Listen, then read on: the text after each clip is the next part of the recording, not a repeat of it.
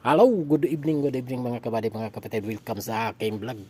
Ito na mga kabady, mga kapatid, i-update ko kayo sa sa Lexus na RX sa 350. Yung AC ang problema, ito, binaklas ko lang.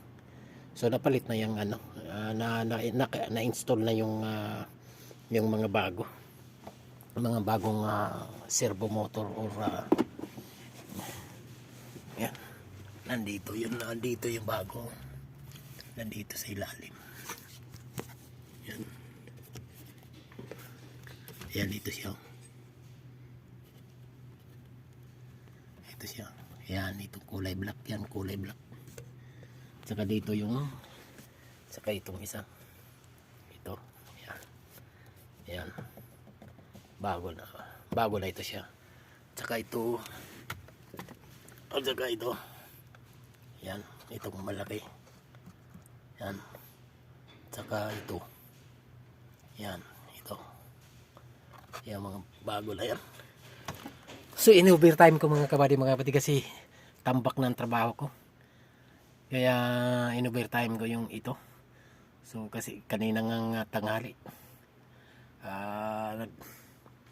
Nag-lunch lang ako. Kumain lang ako. Tapos, banat na naman kasi nga tatambakan ako.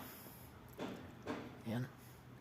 So kailangan ito bukas sa tanghali matapos na ito. Kaya meron ng mga isusunod. Marami ako isusunod doon. 4 na piraso yun nandun doon. So yan. Yan. Ito yung binaglas ko yan dito lahat mga kabady, mga kapatid. Yan. Wala na yan. Yan. Ito yung shifting lever mga kabady, mga kapatid. Ito yung yung airbag dito. Yan. Binaba ko yung steering wheel. Yan. Sana ma-install ko na yung dashboard dito. Yan. Bukas mga kabady, mga kapatid, i-update ko kayo dito sa pag ng sitwasyon nito mga kabady, mga kapatid. Okay, so maraming salamat sa inyo, yung mga followers ko, non-followers, FB Reels, mga OFW, katulad ko, saan man kayo naroroon. Sana ay nasa mabuti tayong kalagayan lahat. At saka yung mga followers ko rin na sana ay nasa mabuti kayong kalagayan. FB Reels, sana ay nasa mabuti kayong kalagayan lahat, na walang anumang suliranon. Okay, so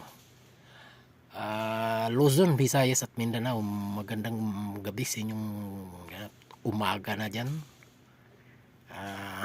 So yun lang. Sa muli, maraming salamat sa inyong pagsubaybay. Sana hindi kayo magsawa sa pagpanonood ng aking mga video, at patuloy yung tangkilikin ang aking mga video. Yun. Sana ay huwag kalimutan mag-like, comment at share na rin, follow. Okay, so yun lang. Maraming salamat ulit. Bye bye sa muling natin pagkikita vlog. Okay.